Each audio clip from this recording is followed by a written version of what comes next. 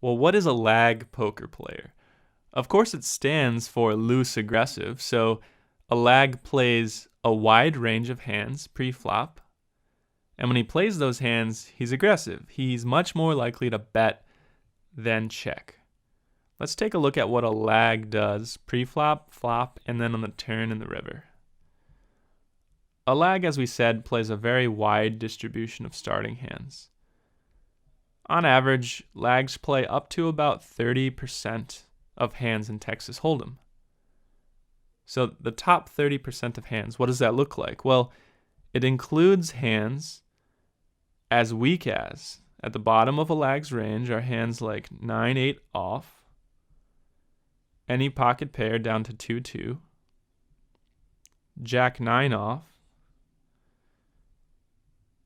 and 5-3 suited. So gap suited connectors all the way down to 5-3. So a lag is pretty scary to play against. You could have any one of the top 30% of hands in Texas Hold'em.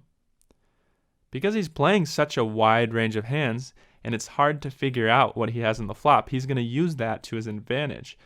He's going to naked c-bet a lot. And you won't quite know whether he has middle or bottom pair or a really strong draw, or if he's just naked c-betting. He's going to check raise a lot.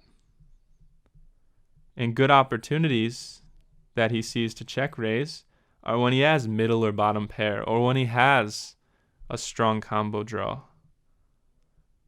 And finally on the flop, he's going to do what we call donk monsters. So if he's playing pocket threes, for instance, and he flops a 3 on a king or ace high board, and he knows you're a tag, he's going to lead out when he's out of position, big time, maybe even bet pot with his set, because he's hoping that tag, who loves to raise when he has top pair, builds a huge pot, and he can stack off the tag with his opponent. So lags seem like they own the flop, huh? What do they do on the turn and river? Well, what's key here is they have a lot of experience. A loose aggressive player, since he's playing such a high frequency of hands, he's just going to get to the turn and river more often than a tag. And this is a tremendous asset to the lag style. It means lags are going to be good at thin value betting, making small quarter to half size pot value bets when they have maybe a marginal top pair, so top pair with a bad kicker or a weak 2 pair.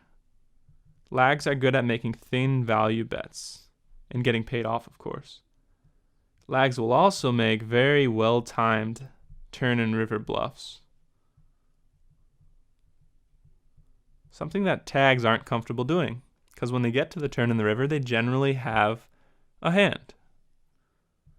While some people's personalities just require that they play lag all the time because they need that action, they need to keep their brain involved, we only recommend using it selectively. We think you should have a hybrid between tag and lag style, as so many of the pros do, and get adept at switching back based on your general table style as well as the individual style of the opponents you think you'll be facing in that hand.